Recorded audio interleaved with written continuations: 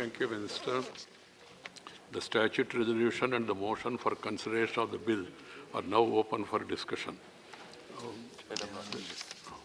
Sri Jairam Ramesh, Tiruchisiva. Insolvency and Bankruptcy Code was first introduced in June of 2016, and since then we've had this House pass 3 amendment bills, and this is the 4th round of amendments that we are bringing into the bill, into the code. And I have had an occasion to speak on every opportunity, and we are learning as we are going along. We are learning, we are responding to court decisions, we are responding to market conditions, and it is in the nature of this code that this will be continuously under review, and therefore there is nothing extraordinary about the amendments that we are discussing today. So my comments are going to be threefold. First, there is a particular clause in the bill which invites special comment. This bill, when the ordinance was issued, it was referred to a standing committee. The Standing Committee on Finance is a star-studded committee. It is headed by a former Minister of State for Finance. It has the former Finance Minister and Prime Minister as a member. It has many distinguished members as members of the Standing Committee on Finance. In fact, the only one who is missing from the Standing Committee on Finance is the man who wishes to be Finance Minister, who will be unnamed. Now, sir, there are a number of dissent notes in this report of the Standing Committee. However, there is one recommendation of the Standing Committee which is unanimous. All members in the Standing Committee subscribe to this recommendation, but yet I find the Finance Minister has not accepted the combined and collective wisdom of the Standing Committee. And this refers, sir, to clause 5B2A. In simple language, what it means is that if a company is under examination by the resolution professional, the resolution professional can dictate that companies will continue to supply goods and services to this company that is being restructured. So the casualty of this clause are going to be MSME companies. Medium, small, and micro, medium, and small enterprises are now being mandated by law to continue supplying goods and services to a bankrupt company where the risk of default is very high. So the Standing Committee had made an examination of this clause and had unanimously recommended that this clause be deleted, because this clause interferes with a contractual relationship between a supplier and the debtor company. And there are no safeguards provided in the bill to protect the interests of these vendors and suppliers who are usually MSME companies. So my request to the Honorable Finance Minister is to revisit this clause 5B2A, and if need be, introduce safeguards at a later stage to ensure that the risk of default of the supplier companies is eliminated. You are now eliminating the risk for the debtor companies. You want the IBC to look good.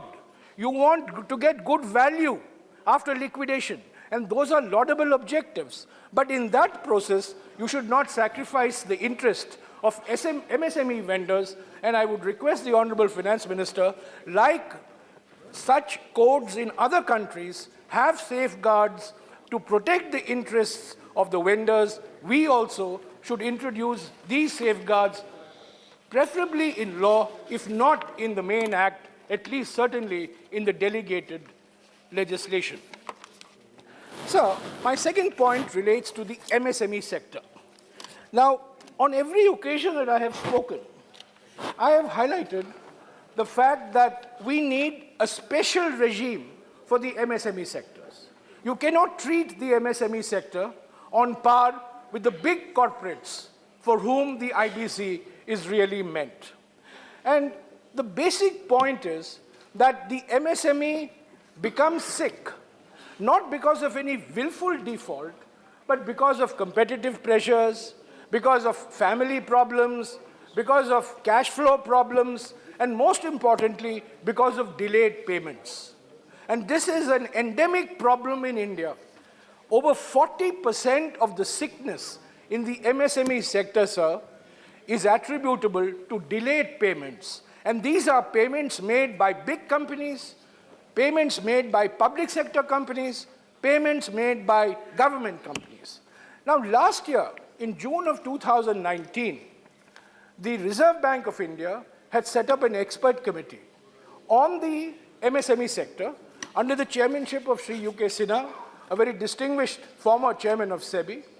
This committee submitted its report, and I invite the finance minister's attention to the recommendations made by this expert committee of the RBI. Now, this calls for amendments not to the IBC, but it calls for amendments to the MSME Act 2006.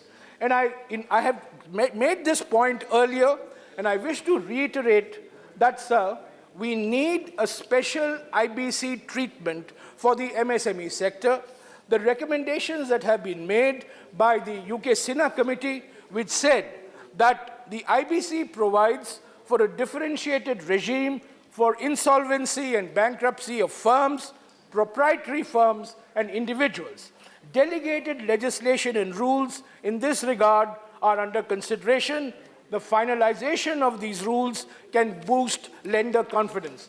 So the most important step that the government has to take is to ensure that every MSME uploads its invoices. If information is not available on accounts receivable, then the MSME is not going to benefit. Today, under the IBC, firms are obligated through an information utility to make information on accounts receivable in the public domain so that you know for this company that is defaulting how much money is owed to which company. This regime does not exist for the MSME sector. This calls for an amendment to the MSME Act, and I think that every MSME which has an accounts receivable in excess of, say, 1 crore should mandatorily upload its invoices so that it is in a position to invoke the clause of the IBC, because as the Honorable Finance Minister knows, most MSMEs in our country are basically come into the category of operational creditors. And you have given priority to secured creditors, financial creditors, and you have treated operational creditors on a different footing.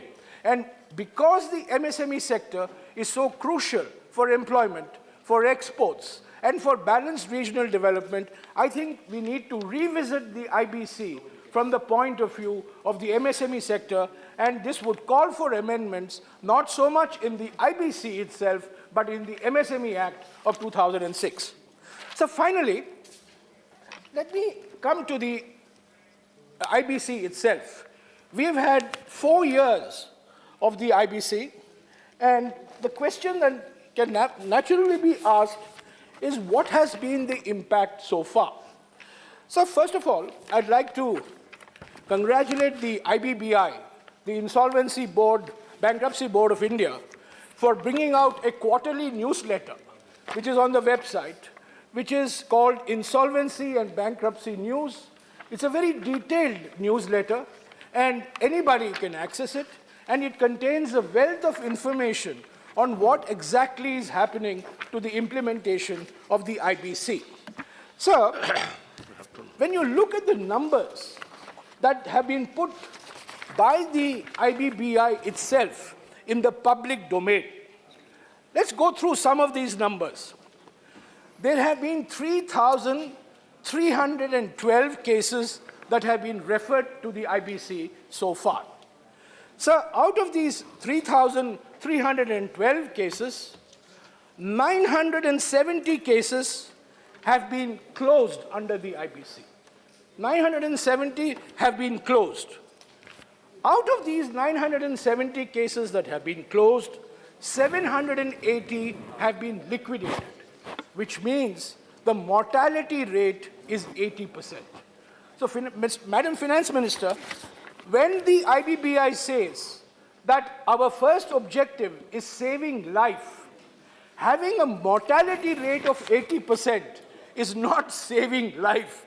Having a mortality rate of 80% is euthanasia, is actually putting to death a lot of companies. And as I will explain to you later, the employment implications of this are quite frightening and quite staggering itself. So the second point that comes out from the numbers that are available on the website is that, and this the government has taken credit for in various forums, that the claims that have been admitted so far under the resolution category are 3,51,000 crores. They have realized 1,50,000 crores. The recovery is 43%, or to use the language of the bankers, the haircut is only 57%. Not a bad average. When you have 43% of your hair remaining, you are still not completely bald. Your haircut is only 57%. But sir, these figures you have to examine these figures much more carefully. If you remove 7 companies, Electro Steel, Bhushan Steel, Monet Ispat, SR Steel, Alok Industries, Bhushan Power and Steel, and Jyoti Structures. Remove these 7 big defaulting companies, the figure that comes is that the total amount that you have realized is only 10%. In other words, the haircut is 90%. So while the big cases have to be pursued, I think the Honorable Finance Minister is perfectly well aware of the fact that if you exclude these big cases, the IBC recovery is only 10%. I think this is a very low rate of recovery. It is certainly better than 0%. That I admit, that in the previous regime you were not recovering anything. You were allowing things to drag on. But the fact is, we are nowhere close to recovering 40% or 50%.